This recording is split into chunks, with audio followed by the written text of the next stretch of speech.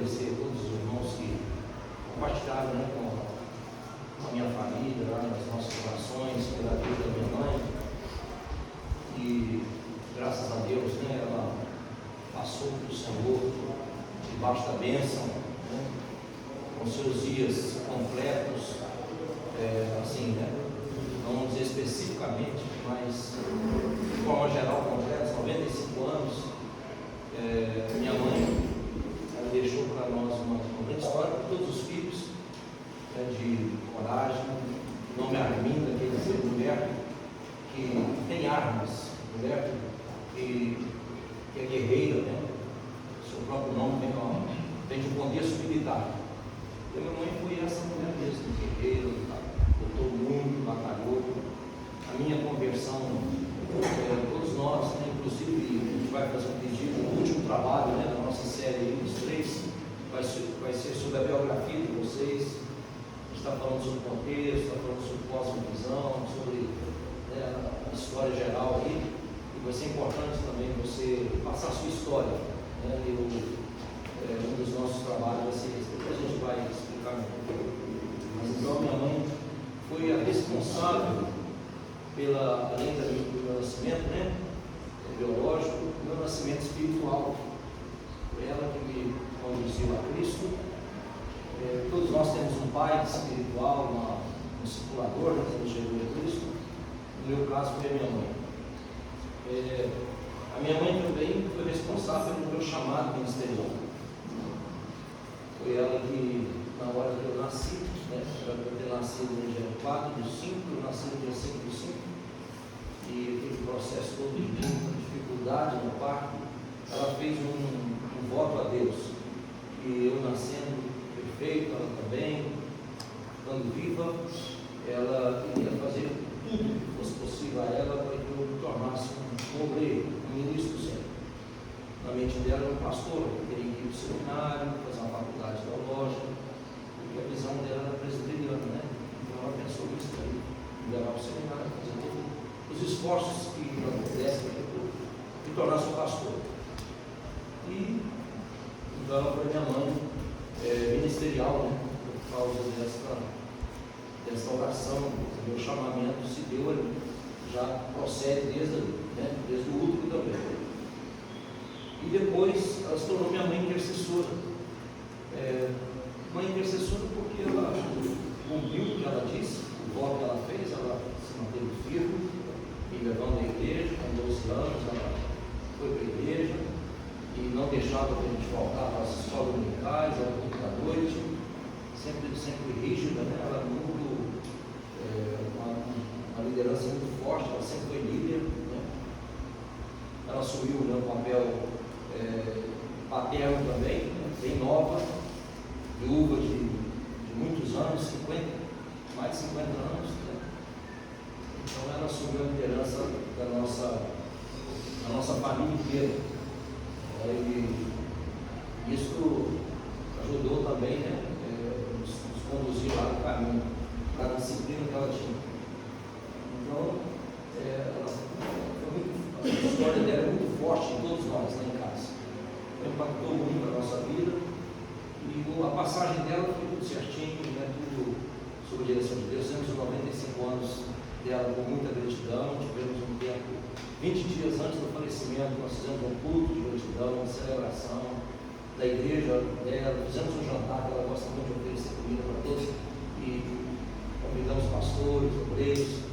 Então, foi aquilo que ela sempre gostou, né? Então, tivemos homenagens, muito bom. E logo após veio o problema, que foi uma aderência no intestino, e esse mesmo problema, há 60 anos atrás, aproximadamente, ela foi submetida a uma cirurgia do intestino também, de descolamento intestinal. Ela fez todo esse procedimento há 60 anos atrás aqui nesse hospital.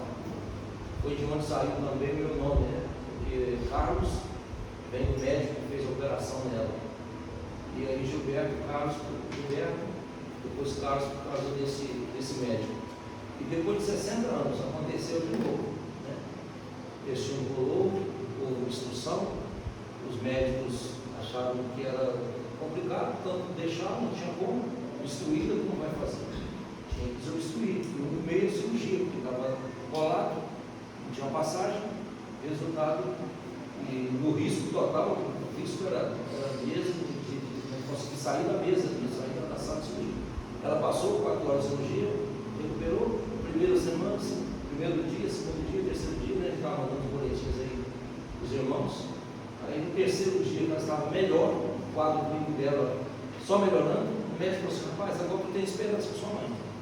Agora está me trazendo esperança. Não está tendo ainda não, mas agora ela está indo bem. Aí veio o infarto, né? O processo de intubação, ela estava sedada, tirou a sedação, e aí estava fazendo esse teste de retirar os tubos, né? Assim, tem o planejamento que eles têm. E no momento lá, ela não conseguiu, infartou, e minha mãe então, passou por cima. Ela foi cantando, caminhando para caramba, bloco cirúrgico. Então, houve vários sinais, minhas filhas teve sonho, que ela partia. Então, tudo sinalizou para a gente, né? Que esse momento estava chegando. Tudo certo, graças a Deus. Eu agradeço, né, o compartilhamento de vocês aí nas orações, que oraram por nós. E hoje fiz a minha operação de horário com os professores aí, que estamos indo para casa ali para fazer uma reunião de família e estarmos juntos ali, né, nesse processo aí do luto, né, que estamos vivendo. E para mim está sendo muito complicado, porque uma semana lá em Manhuaçu, uma das semanas mais intensas que nós estamos tendo, né?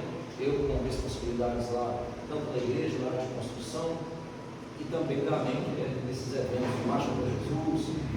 E hoje, né, está uma banda chamada Morada, vai estar ministrando, vai estar também nos 146 anos do Sul, vai estar com a gente lá, a gente tem que estar coordenando lá também. Então está sendo muito corrido, mas há momentos que a gente lembra, que a gente sente, que a gente chora, que a gente quebranta, que a gente consola uns com os outros, e aí vão passando.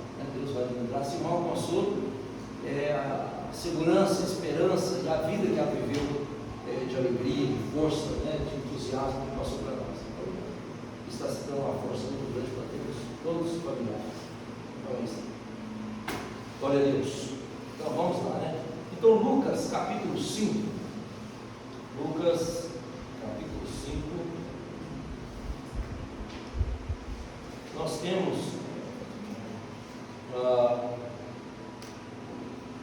essa passagem bíblica que diz assim: e aconteceu que, apertando a multidão para ouvir a palavra de Deus, ele estava junto ao lago de Genezaré e viu 2 barcos parados junto ao lago, mas os pescadores tinham descido deles e estavam lavando suas redes. E ele entrou em um dos barcos, que era de Simão, e lhe pediu que o afastasse um pouco da terra. E sentando-se, ensinava do barco a multidão. E quando ele terminou de falar, disse a Simão: velejai para o profundo e lançai as redes para um arrastão. E respondendo, Simão disse: mestre, nós trabalhamos a noite toda e nada apanhamos, mas sobre a tua palavra eu lançarei a rede. E fazendo assim, eles pegaram uma grande quantidade de peixes e a rede se rompia. E eles acenaram aos seus companheiros que estavam no outro barco para virem ajudá-los. E eles vieram e encheram ambos os barcos a ponto de começarem a afundar. E vendo isso, Simão Pedro caiu de joelhos diante de Jesus, dizendo: afaste de mim, Senhor, porque sou um homem pecador. Pois ele estava admirado, todos que estavam com ele, diante do arrastão de peixes que tinha feito. E assim também estavam Tiago e João, filhos de Zebedeu, que eram sócios de Simão. E disse Jesus a Simão: não temas, de agora em diante tu pescarás homens. E levantando os barcos para a terra, eles abandonaram tudo e o seguiram. Então, nós estamos fechando a nossa última aula e continuamos, né, nessa ideia de passar para vocês essa inter-relação que acontece dos fatos que dá a nossa vida, né, toda a sua dinâmica, da existência, da crescimento, da desenvolvimento da nossa vida. As coisas não acontecem isoladamente, é um sistema. É como Deus, né? Tudo está orbitando em torno de Deus. Você já ouviu falar essa frase, né? O menor, ele orbita, ele está em torno do maior, né? Por isso que a Terra, tudo tende a ir para o eixo central da Terra, formando gravidade, por causa da massa maior. Então todos os elementos tendem a ser atraídos para o centro. O Sol, o nosso Sol, o centro do nosso sistema, então todos estão em volta dele, orbitando em torno do Sol. A Lua, por ser menor, está em torno da Terra. As luas, os planetas, então assim, sempre o menor está em torno do maior, né? E nós estamos então em torno, né, do nosso grande Deus. E quando a gente vê o nome Deus, né, a gente podemos ver também quando nós temos Deus, o nosso eu está dentro dele. Por isso que todas as coisas, tanto de Deus para nós, quanto nós para Deus, nós estamos vivendo essa inter-relação, essa interligação. Todos estamos lá e nós estamos em Deus. Então a Bíblia diz, né, tudo é nosso, tudo é de Deus, tudo é de Cristo, tudo é nosso, porque estamos neles. Nós somos honrados, privilegiados, agraciados, né? Contemplados com a graça maravilhosa de sermos colocados dentro desse maravilhoso propósito eterno, que é sermos integrados à família do Pai. A família nuclear, Pai, Filho e Espírito Santo, hoje recebeu nós, os homens genericamente, homens, mulheres, né? Os seres humanos fazem parte dessa realidade. Então tudo está orbitando em torno também de nós. Então é importante, vindo de Deus, de nós para Ele e dele para nós. Ele faz as coisas acontecerem para nos formar, né? Para nos trazer fazer todo o crescimento acontecer, todo o propósito ser realizado. Então está havendo essa interligação, esse sistema, e é importante nós estudar todo esse sistema. Então aqui, por exemplo, nós temos um chamamento que está acontecendo, chamado de Pedro. Então vocês veem o que ocorreu nos contextos. Percebe como as coisas foram sucedendo aqui. Vamos começar.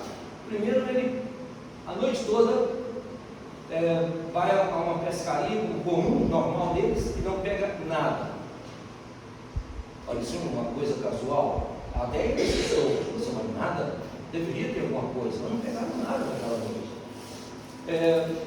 Muitas das vezes a gente não estuda tanto os acontecimentos, a gente simplesmente recebe os fatos, mas não analisa os fatos em contextos, né? E eu quero, o meu assunto durante tudo isso é despertar vocês a analisarem isso que está ocorrendo, porque estamos contextualizados pelo Pai, mas também tem o maligno, Satanás e os seus demônios estão também atuando. Eles estão criando um sistema para nos colocar dentro do sistema dele e centralizar nele, nos colocar dentro de Satanás e as coisas orbitarem em Satanás e em nós no sentido pecaminoso. Então nós temos que estar em Deus e fazer as coisas fluírem para Ele. Romanos 8,28 que diz? 8,28 Romanos? Você lê a Bíblia? Vai. Todas as coisas operam conjuntamente, elas são forçadas, elas têm que se ligarem uma à outra para o bem de quem? Meu, seu. Mas qual o contexto que nós devemos estar para que isso ocorra? Amando a Deus e outro, chamado para o seu propósito. Então nós temos que estar amando a Deus e tendo recebendo o seu chamado, as coisas cooperarão, vão dar certo, vão caminhar. Agora, quando fala esse cooperar para o bem, não é que nessas coisas que estão cooperando tem um mal, tem uma diversidade. Há um vídeo circulando aí O rapaz chega na sua empresa, ele pede ao patrão um recurso para ele, estava precisando lá e tal. Se não posso, não custa nada, não dá o seu vencimento ainda, vai embora. Ele trata ele mal, com arrogância. E ele, não, meu senhor, meu patrão, humilha, ele fica ali. Meu patrão continua tratando com muita dureza. E uma pessoa, parece que da empresa também, não sei se é um irmão do cara ali, que é o chefe da empresa, ou alguém de influência estava próximo. Eu vendo aquela cena acontecer. E ele continua ali, mas eu preciso, poderia me ajudar, adiantar um recurso para mim, porque eu estou precisando, e vai explicando. O senhor não tem adiantamento, você precisa trabalhar mesmo, exame de novo e acabou. Aí ele fica com ele, tá bom, muito obrigado, Deus abençoe o senhor. E não fica nervoso, mansamente, calmamente, vira as costas. E segue o seu trabalho e depois sai ali daquele local. Aquela pessoa achou ele tão assim, o cara, como ele consegue isso? Não brigou, não ficou nervoso, não revoltou, e vai até ele. Mas como você faz isso? Como você conseguiu? Eu disse, não, é assim que tem que ser, é assim que a gente tem que fazer. Ele me diz, me ajudar, tudo bem, Deus abençoa ele. Deus abençoa ele, você ainda está abençoando. Como você consegue abençoar uma pessoa que te fez mal? Aí ela sai dali, chama um outro funcionário lá, pessoal, toma esse dinheiro em pacote. Vá até aquele moço e diga para ele que o diabo mandou entregar isso para ele. O diabo mandou entregar isso para ele. Tá bom? E aí então, aquele homem sai ali numa moto, levando aquele recurso para ele. Ao chegar lá, ele falou assim, alguém mandou aqui, eu quero te entregar aqui esse objeto e tal. E aí, como é que você está? Ele olhou, disse, mas você não quer saber quem te mandou? Disse, não precisa, você não está interessado, alguém mandou isso para você, você não quer nem saber quem. E o cara ficou impressionado, não é Deus que providencia tudo.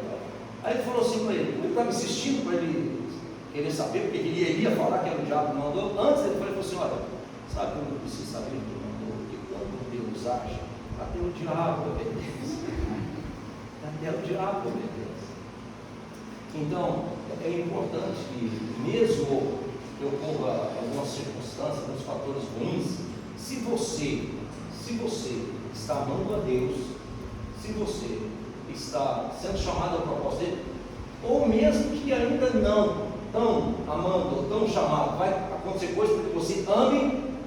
Que muita gente fala assim, você tem que estar amando para coisa, não, mas tem fatos, tem coisas que Deus está trabalhando para que você possa amá-lo e possa entender dentro desse amor o chamado do seu chamado ministerial, seu chamado para comunicar a salvação. Porque o nosso chamado é assim, você é chamado para ser salvo e chamado como salvo para salvar outros, para trabalhar nesse projeto de salvação. Aí os dons aparecem,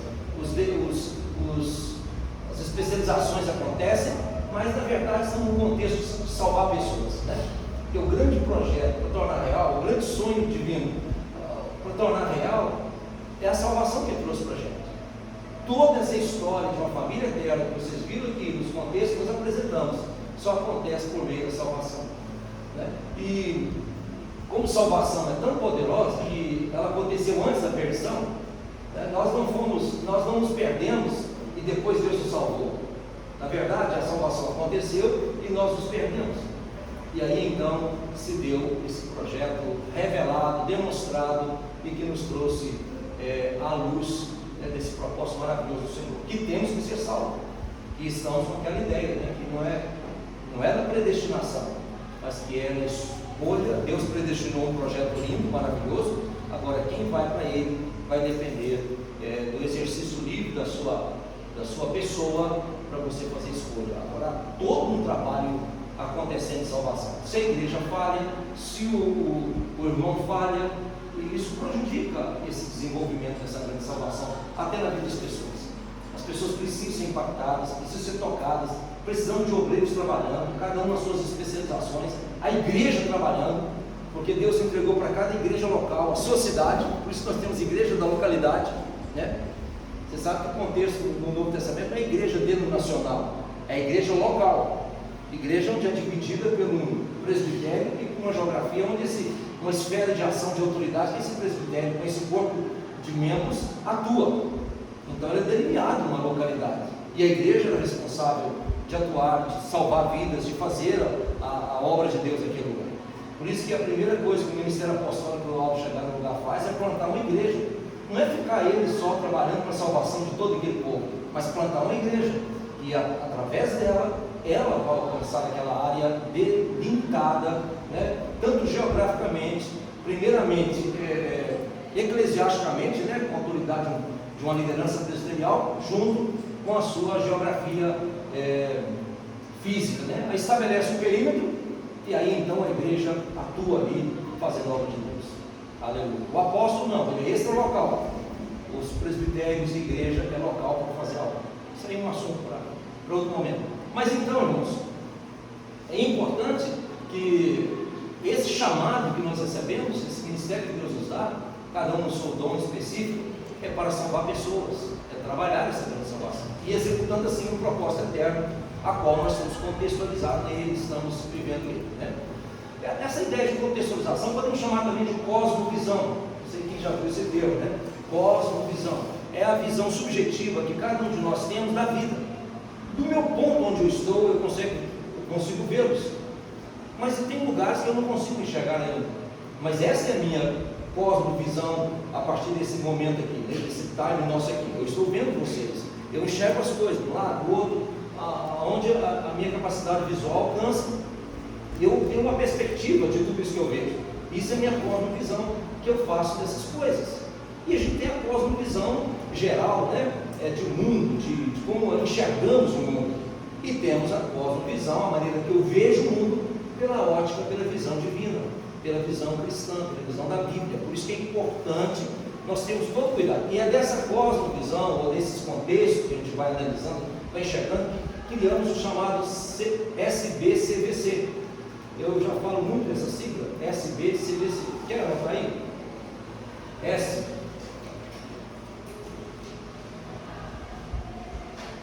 de sistema.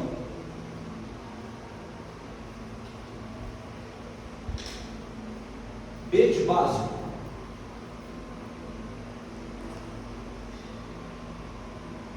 C de conceito. V de valores.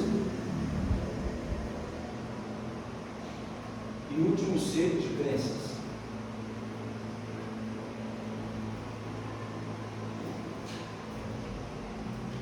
Então veja só, na maneira que eu me exponho a essa visão, né? Quando eu falo visão, não é pelos olhos físicos, mas pelos olhos mentais, a minha mente consegue entender. Nós somos expostos ao mundo pelos olhos, pelos 5 sentidos naturais, né? E a maneira que eu interpreto, que eu sou ensinado, que eu me exponho a todas as coisas, cada uma delas com seus conceitos, eu vou criando então um sistema básico dentro de mim, de conceitos. Eu crio um sistema de conceitos, eu interpreto isso dessa forma. Eu vejo assim. Teve um exemplo? Vamos lá, Abraão e Ló. Deus deu para Abraão, falou assim: Abraão e Ló tiveram que se dividir no momento ali. E aí então ele falou: Abraão falou para o sobrinho Ló, escolhe o caminho que você vai seguir. Eu vou escolher o meu. Se você for para o direito, eu vou para o esquerdo. Se você for para o esquerdo, eu vou para o direito. Então, Abraão falou: então me ajuda. A ideia era essa. Aí Ló levantou os olhos, não é assim? E olhou as campinas do Jordão e escolheu para ele o que ele achava o melhor para ele ir, com o seu grupo, com a sua comunidade, com a sua empresa. E ele então olhou, analisou aquele local, as campinas do Jordão, e para lá, aquela direção Ló foi montando as tendas. E ele estava diante de uma cidade. Você sabe qual que era? Uma região. Como? Sodoma e Gomorra. E Sodoma e Gomorra foi atraindo Ló, porque ele estava diante de Sodoma e Gomorra. Ele estava debaixo da influência de Sodoma e Gomorra. E foi parar em Sodoma e Gomorra, mas por que Ló escolheu ali? Porque essa é a forma de visão. Ele foi com uma visão natural, ele foi na expectativa, né, de que as Campinas do Jordão é uma ótima geografia para ele ter crescimento econômico, né? Ele fez uma análise no seu conceito, né, natural, de conhecimentos naturais, porque ele já sabia sobre agricultura, sobre o melhor lugar para empreender. E Abraão fez o quê? Antes de ir para o outro lado. Para onde foi Abraão? Não, mas para ele achar um lugar, ele teve que achar. Ele não foi sem saber. Para ele encontrar o que Abraão fez, foi para o altar, adorou o Senhor, orou a Deus, ficou no Senhor. Aí o Senhor mandou que ele levantasse dali e olhasse, e deu para ele uma visão. E Abraão viu aquelas terras, e Deus mandou: percorre essas terras, porque tudo que você está vendo, eu vou te dar, será seu, será da sua posteridade. Então está vendo? Abraão se dirigiu pelo Senhor. Esse era o conceito de crença de Abraão. E o conceito de crença de Ló era os seus sentidos naturais. É uma grande diferença. Tá certo? Então, e logicamente, cada um de nós, à medida que você vai criando em um conceito, você tem um subconceito para que aquele se torne real. Ah, é Deus que me guia. Agora eu te pergunto: como você é guiado? Eu sou guiado dessa forma pelo Senhor. Ótimo.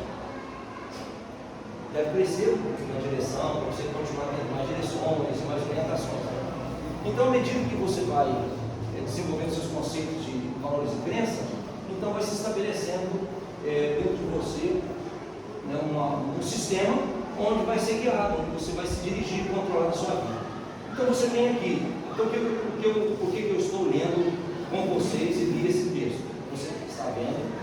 Nós temos Pedro, ele está numa atividade normal, acontece então que ele não pega nada, não tem peixe nenhum ali. Pedro então deve ficar preocupado um pouco, nada pesquei, a vida dele, sobrevivência era da pesca. E o resultado, passa a enrolar aquela rede, arrastão, né? E limpar e se organizar ali com outro dia, talvez a outra noite. E nesse cenário, Jesus aparece. Nesse contexto de Pedro. Então Pedro está vivendo uma realidade, situações, circunstâncias se formaram na vida de Pedro. Volto a dizer, essas situações, essas coisas se formam. Isso é muito importante. Isso não pode ser levado sem consideração, sem fazer as conexões, as ligações. Isso é determinante para o nosso crescimento, nosso desenvolvimento da nossa vida, dentro da vontade de Deus. A Bíblia manda, depois que despertamos, andar como quem? Andar como sábios, não é isso? Remindo, ou seja, distantar. Diga comigo, distantar. Acho que era avançado, melhor do que eu falar essa pronúncia. Distantar é tempo certo, momento correto. Então o que devemos fazer? O que é remir? Remir tempo. O que é resgatar tempo? É você estar vivendo o tempo certo, nos momentos certos, fazendo as coisas certas, no lugar certo, na hora certa, com pessoas certas, de modo certo. Já imaginou uma vida assim? O pastor Gleice falou na aula dele isso aí. Nós não podemos viver perdendo tempo. E para não perder o tempo, você tem que resgatá-lo de maneira correta, contando esses dias, aproveitando em coisas úteis. E qual seria a maior excelência de uma pessoa para viver o tempo? Sob a direção de Deus, compreendendo, aí vem logo o versículo seguinte: compreenda qual a vontade do Senhor. Você compreender a vontade do Senhor para os seus minutos, para a sua semana, para o seu ano, se você fosse uma agenda segundo a direção de Deus, você está feito, você está abençoado. E esse é um dos pontos mais difíceis, né, de uma vida humana. O Kairos dentro do trono. Exatamente. O tempo de Deus dentro do nosso tempo, dominando, fazendo com que o nosso tempo se adeque ao dele. Jesus disse: ainda não é chegada a minha hora. Logo depois a hora aconteceu, vocês viram? Não era a hora para ser hora. Então é isso, que Deus nos ajude a viver isso. Então, aqui, nesse texto, né, nós temos de Pedro, não pegou nada. Ele está vivendo esse momento dele ali, né, essa crise, e Jesus chega. Jesus entra nessa história. O que Jesus faz? Ele não vai direto, não chega perto do mar da Galileia e fala assim: peixes, saiam todos, e jogam e se entrem todos na rede de Pedro, ou no barco de Pedro. Poderia. Ele levanta o mar e tudo. Peixes, levantem e vão agora para o barco de Pedro. Não foi assim. O que Jesus fez? Ele ensinou. Ele passou o tempo ensinando. Sentou-se no barco, afastou-se um pouco, fez uma acústica bem legal ali, tem um auditório maravilhoso, e começou a ensinar. E ensinou, e ensinou. E foi ensinando. O que Jesus estava fazendo? A mente daquelas pessoas estavam todas no seu âmbito natural. A mente deles, humanas, com seus problemas, seus traumas, suas dificuldades. E Jesus foi trazendo a sua palavra. O que uma palavra faz conosco? O que ela faz com a nossa mente? O que a palavra de Jesus faz com a nossa mente? Ela renova a nossa mente. Como eu tenho a mente de Cristo, quando as palavras de Cristo, sentimentos de Cristo, vontade de Cristo, é revelado em nós. Nós nos expomos a ela de muitas maneiras. Aí nós nos renovando a nossa mente. Quer dizer, substituímos os antigos padrões de pensamentos nossos, adquiridos ao longo daquela história até ali, sobre qualquer aspecto. Vocês vão ver um aspecto aqui. Qual era o padrão de pensamento de Pedro acerca de pescar? À noite que se pesca. Dá a entender que aquele local que Jesus mandou parece que não era o melhor local para ele lançar aquelas redes. O horário não estava certo. Parece que dá a entender que tudo que Jesus falou, ele disse: olha, Senhor, se fosse olhar por mim, na minha visão, que eu tenho de profissional minha, eu jamais lançaria a rede nessa hora, nesse local, do jeito que eu estou dizendo aí. Está tudo fora do contexto natural nosso. Mas sobre tua palavra eu lançarei a rede. Então, mas por que ele conseguiu chegar àquele nível? Porque Jesus ensinou. Jesus preparou a mente deles. Jesus deu instrução. E eles conheceram o poder da palavra de Jesus. Então, é por isso que é necessário dar uma mudança dentro da cabeça da gente em relação às verdades, né, da palavra de Deus, para que a gente possa fluir, né, nesse crescimento, nessa vida com o Senhor. Pedro, então, recebeu a palavra e foi em direção, lançou a rede e houve aquela pesca maravilhosa, como vocês sabem.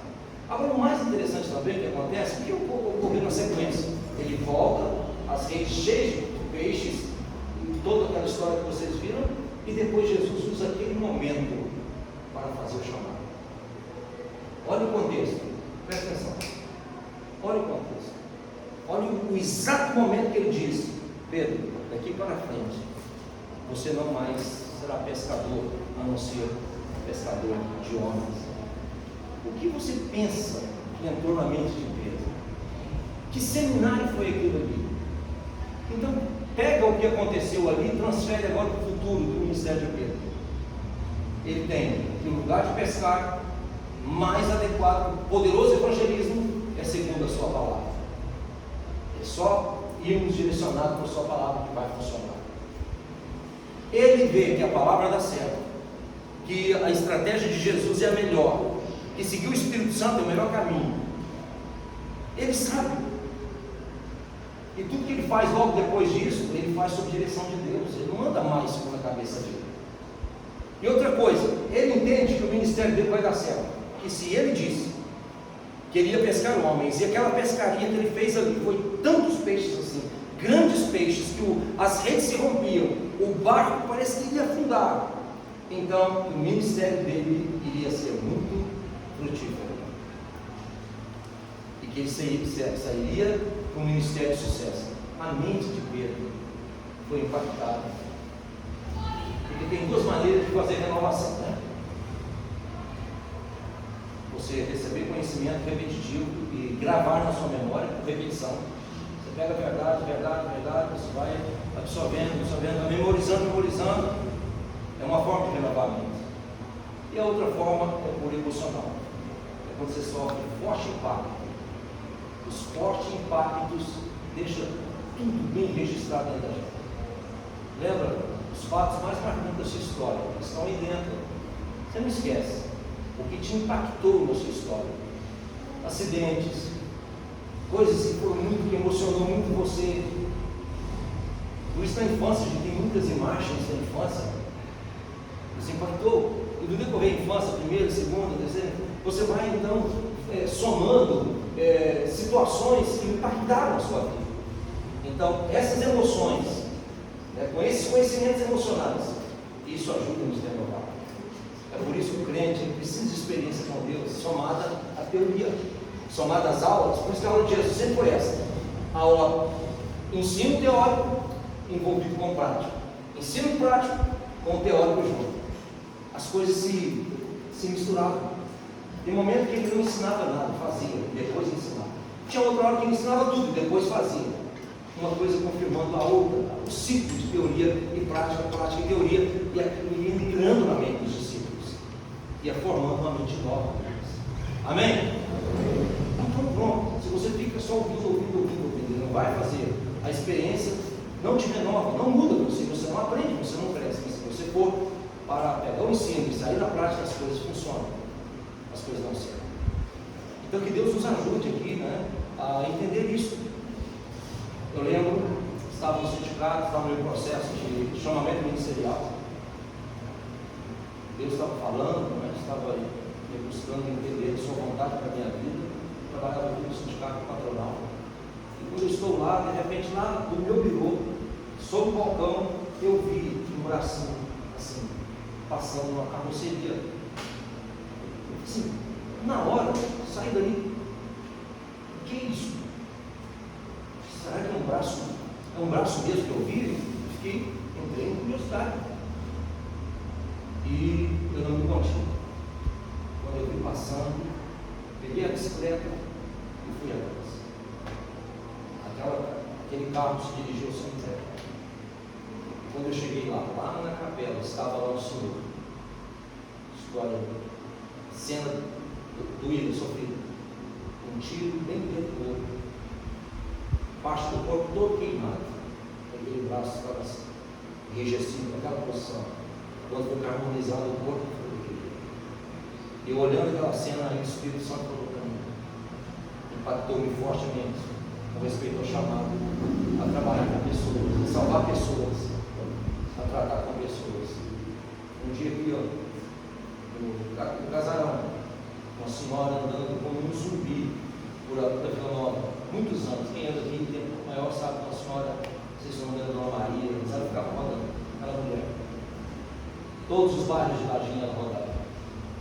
Eu encontrei com ela na ponte. Olhei para ela e falei, meu Deus, como se faz para mudar uma vida desse tipo? E lá dentro dele disse assim, santifica, consagra a sua vida, ora, e eu mostro o que tem que ser feito. Então, essas experiências que você tem, esses quadros que te formam, e a voz de Deus vem junto a eles, isso muda a sua cabeça, muda a sua maneira de enxergar o mundo, enxergar pessoas, ver coisas. Então é importante que a gente fique ligado. Aconteceu alguma coisa na sua vida, minha família está viajando esses dias. Eu falei, olha, existe a viagem, mas existe a viagem da viagem. Existe o filme, mas existe o filme do filme. Todas as histórias naturais que estão acontecendo conosco, existe um espiritual que está em volta de nós, tanto divina quanto maligna. Está se formando em torno de nós. Nós, como cristãos, temos que pegar o divino, porque senão o maligno vai ter acesso. Ou simplesmente vai nos anular do divino, mesmo que ele não nos trazer um impacto para ele, mas vai simplesmente não deixar você ter a visão divina. E muita gente passa pela vida o dia todo, semana inteira, a gente não consegue perceber nada desse mundo divino, dessa vida de Deus que está acontecendo. Então, você tem aqui uma linda chamada de um ministério de um homem que teve seu contexto histórico, natural ali, mudado, sua mente foi mudada, e naquele contexto natural ele aprendeu grandes lições espirituais. Amém? Eu queria deixar isso com vocês para ficar registrado, né? E despertar, porque eu disse, a minha matéria, ela não só não está aqui numa matéria de seminário. Quando me veio o coração de introduzir essas aulas junto com a teologia sistemática, é justamente com esse foco, para despertar ministérios, para despertar obreiros, para que o chamado possa acontecer, para que possamos focar, né, naquilo que Deus tem conosco, em termos desse grande propósito que estamos tendo. Amém? Então, é por isso que estamos falando sobre esse tema e vamos, né, terminá-lo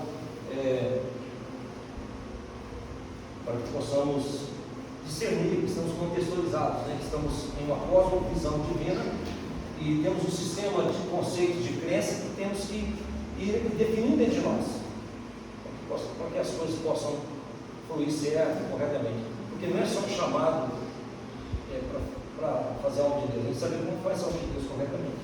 Então nós enrolamos todinho, né? Falando sobre Israel, parei a última aula, nós fechamos aqui. 11 quanto, Francisco?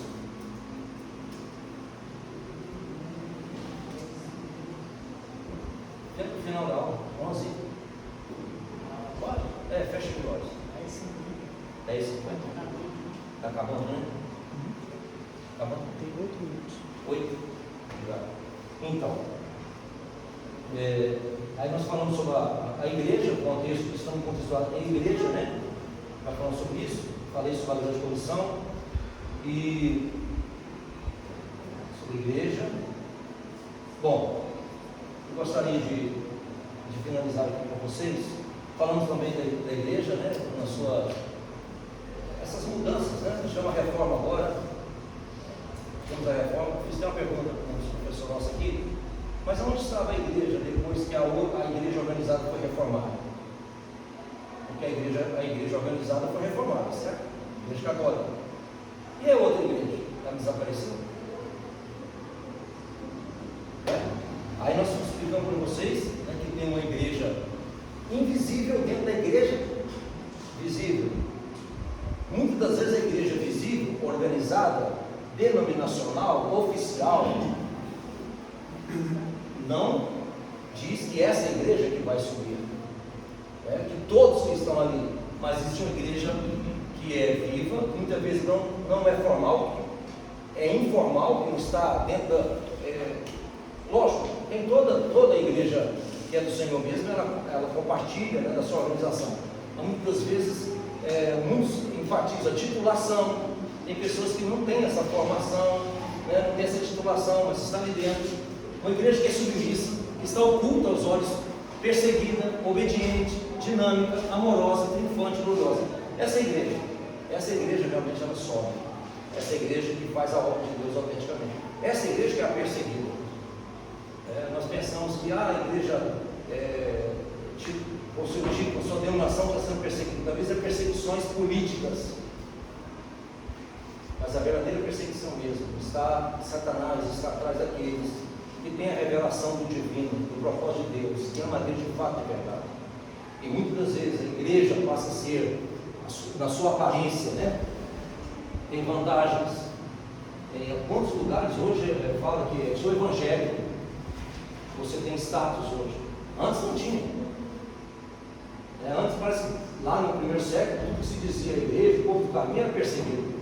Mas agora não, a igreja está muitas vezes muito bem politicamente, muito bem tecnicamente, financeiramente, com personalidades. Hoje a igreja tem um poder de influência muito grande. Então os tempos diz aí que não chegar a ser a maior igreja, o maior evangélico, serão os maiores do Brasil. Mas o que a gente tem que perceber, nós continuamos sendo igreja de Cristo. Não podemos perder esse foco.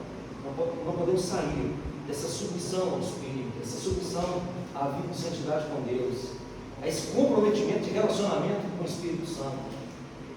E quantas igrejas, por ser, tem uma placa de iluminação muito poderosa, foi construída, muitas vezes a igreja foi construída com mártires, igual aconteceu na Coreia. Mais de 400 mártires deu vida à igreja de Coreia. Mais de 400 mártires. Recebeu mais de 3.000 invasões da Coreia do Sul. Uma igreja que nasceu em sofrimento, que tem lá um leão para abocanhá-los. Mas a Coreia tornou-se uma igreja hoje que tem, poucos coreanos têm proteção dos Estados Unidos. É um país economicamente forte. É uma das igrejas maiores estão lá. E o que aconteceu? Começaram a parar de crescer. Começaram a perder o foco da espiritualidade. Que é uma tendência normal, por isso que o Senhor diz, Paulo, eu vou te deixar um espinho na carne, para você manter o terceiro céu. Porque se você não tiver a tendência do orgulho, da soberba tomar conta de você, e você perder tudo isso. Então o que ocorre? Muitas vezes esse poder humano, esse poder de inteligência, esse poder de Estado, esse poder financeiro, se não tiver cuidado, se tiver trazendo cativo, preso em Cristo, a tendência é nos desviar, nos tornar independentes de Deus e sair da sua graça. E aí pronto. Então é muito importante nós mantermos a ideia da espiritualidade em todas as instâncias, certo? Bom, nós temos um contexto da nossa igreja. Por exemplo, o Ministério Tabernáculo nasceu num momento de humilhação. O pastor Zé Manuel foi, quando falaram que o senhor não estava vindo para cá, começou a ir com o violãozinho, rejeitado. Ele começou a pregar nas grandes igrejas, ele era presbiteriano, poderia ir nas igrejas, mas quando recebeu, mas ele viu que não era assim, tinha status. O pastor Zé Manuel não teve formação teológica, não teve uma faculdade teológica, não fez faculdade alguma. Então a aparência das pessoas, elas causam impacto, positivo e negativo. E aí então, alguém disse, hoje esse pastor não tem entre nós, mas fala de um assunto, Felicitas Chances. Ele disse, passando aqui, conversando com o senhor Manuel, só, quer dizer para o senhor, ele falou de forma profética, essa igreja, aqui na humilhação que tinha aqui no local da tenda, onde vai ser uma das, o senhor vai ser como Davi nessa região, que vai se tornar uma das maiores igrejas. Mas porque ele foi contemplado na sua humildade, uma tenda humilde. É muito cuidado a gente, depois o tempo de concreto, as coisas boas, a tecnologia, tudo começar a aparecer, dinheiro não é mais o problema. Isso é uma maravilha de dependência de Deus o tempo todo. E é comum, se nós tivermos cuidado, nós que fazemos parte do legado deste, não temos essa mesma essência e não preocupar com isso, não aprendemos com essas coisas, acomodarmos, adaptarmos às facilidades. E é por isso que é importante a gente conservar e preservar a dependência de Deus. Inclusive, você tem a roupa, viva como se não. É que Paulo disse, você tem dinheiro como se não tivesse, você tem as coisas como se tivesse, continue vivendo inteiramente a dependência de Deus. Tem a tecnologia, mas como se não tivesse. Tem status, como se não tivesse. E sempre focado, sempre ligado no que Deus está fazendo com você. Então é uma história que nasceu em dificuldade, em perseguição, em crise, em lutas, em batalhas espirituais. Então, por isso que é importante nós sempre relembrar e conhecer esses fatos da igreja. Nós fazemos parte dessa história. Como eu estou dizendo para vocês, Coreia, quando você vai fazer uma visita na Coreia, por exemplo, te levam para esses lugares tão tenebrosos que a igreja passou, por ser uma igreja poderosa. E aí os moços dizendo, a Coreia está perdendo a sua força, está perdendo, não tem tantos intercessores mais. Aí a gente fala que eles estão lá na madrugada, toda madrugada, lutando e buscando a Deus, pelas madrugadas afora, sempre estão lá, porque eles têm um país vizinho que os ameaça constantemente. Mesmo com todo o poder que eles têm uma ameaça constantemente diante deles. É como uma faixa de Gaza, na fronteira ali com os kibbutz de Israel, existe um inimigo perto. E quando se esquece disso, aconteceu agora. Então o resultado é viver com essa consciência. Nós estamos aqui com total dependência. Do dia que nós tivemos conforto, aprender que é princípio de Paulo, Olha o que Paulo ele disse. Ele aprendeu a viver nas circunstâncias diversas, estando bem e estando mal, tendo e não tendo. Então que o Senhor nos ajude a ser essa igreja, a viver essa realidade. Amém? Amém. Vamos colocar de pé?